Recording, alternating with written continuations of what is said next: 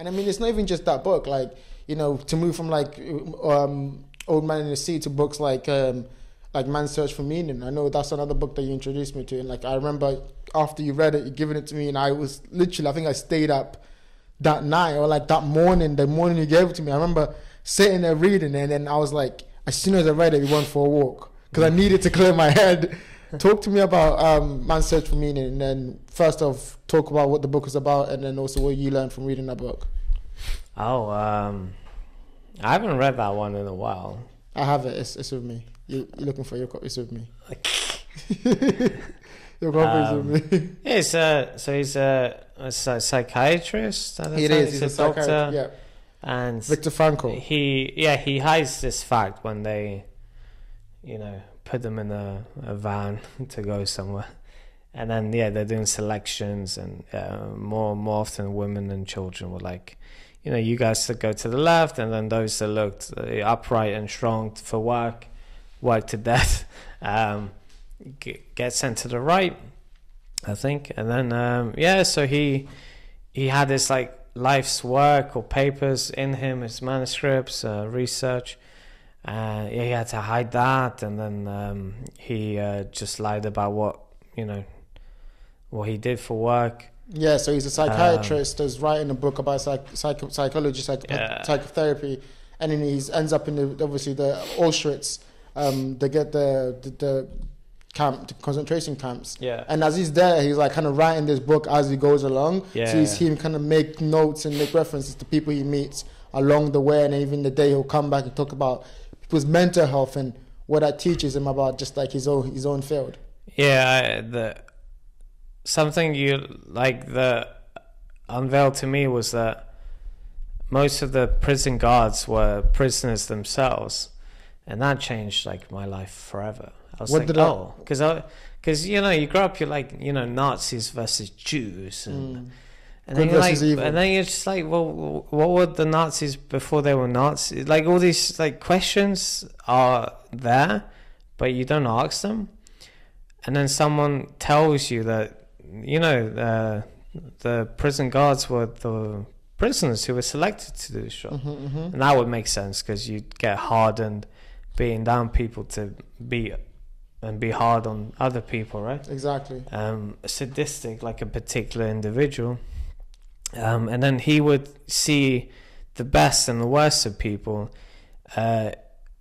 in literally the worst environment psychologically, physically there is. No contact with the outside world. Like, you don't know if your mom, whoever the fuck is alive. His wife, you didn't know he was alive. She was children. Alive.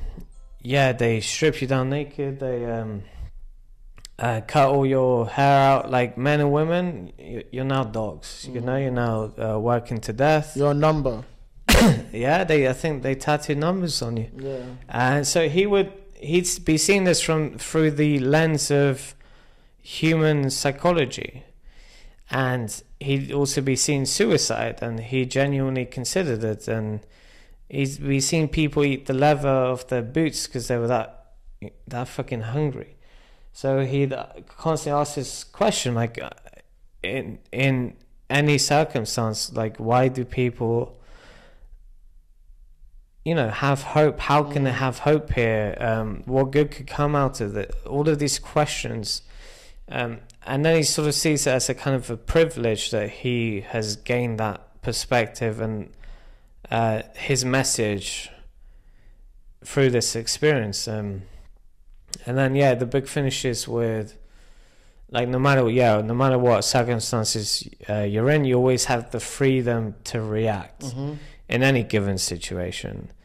And then there's like a warning, it can end up like Hiroshima or something beautiful. I think that's the why I learned from the book also. Just like, first off, it's the vivid picture he paints about the circumstances they're in, and you really see a human being, because we know the events happened, so there's no doubt in your mind about the validity of what he's talking about. But also, like, you see how human beings are. Like, you see some people pray, and like, that girl who's blind, and just the different places that he goes and people he interacts with, even in those camps, even in that situation, and even how he processes his own mental. And at the end of it, I think that's the most important part. The end of the book, where he's like, we ask this question about what our meaning of life is, and he's like, no, it's like life asks you that question. Life will ask you what's the meaning of your life, and then you answer about the responsibility that you bear, or the things that you decide to do.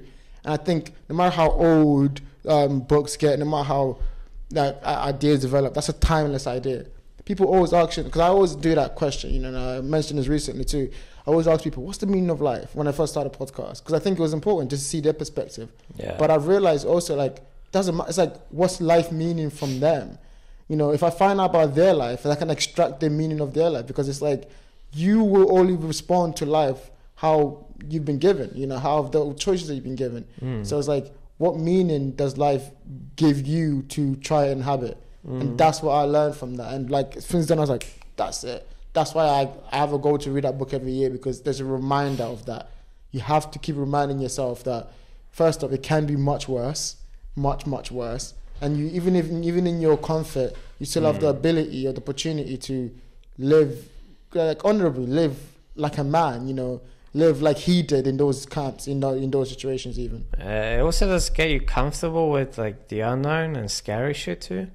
I think it was him. It was like when you acting unnaturally or acting crazy in a crazy situation is normal, or acting unnatural in an unnatural scenario is natural, and that's another line where I'm like, oh, that makes sense. Like when something out of the blue happens, like let's say your car breaks down, or someone makes a pass at your girlfriend, or sorry, you were sort of like running on automatic unconsciously, and then you're all of a sudden you're in a different world and you act erratic and you're crazy. You're trying to breathe like you were, like when you're trying to breathe, like you're definitely in a different place psychologically. But the fact that that's normal and you don't need to make things worse and just observe it for what it is, that's a good lesson. Okay, and then to move on to another kind of author, and I think we're just running through authors that we both have been inspired by, like we learned something from. Another author that I think I really liked is Bukowski. So talk to me about Charles Bukowski. What is something we need to know about Charles Bukowski? What his poems like? What's something you've learned from him also?